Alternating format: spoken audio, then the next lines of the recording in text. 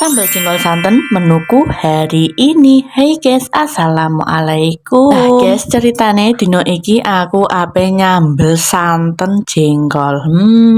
Enak era karuan pokoknya guys. Nah, untuk jengkolnya di sini aku belinya itu 2 bungkus ya guys, alias rong buntel. Iki regane 14.000. Lanjut nok kene iki bumbune mek ana bawang, brambang, lombok, micin, uyah diulek ngasih lembut wes iku bumbune ikut tok guys. Bumbune wis lembut langsung wae nok kene iki dikos rangkaseng nok wajan yo guys. Iki dikos rangkaseng pokoke ngasih bumbune iki suwedep tolor mantul pokoknya ngasih tuanek bumbu. Lah nek wis tanek langsung wae iki primadonane alias jengkole dilebokno bariku dikoreti iki nok coweke ben ora mubazir bumbune ya guys. Nok kene iki mau tak kei santen bubuk saiji terus tak imboi gula saitik ben rasane luwih mantep ya guys. Lah iki lho guys penampakane sambel jengkol santenku. Walah biasane tak sambel iki tak imboi santen wah tambah mantul tenan.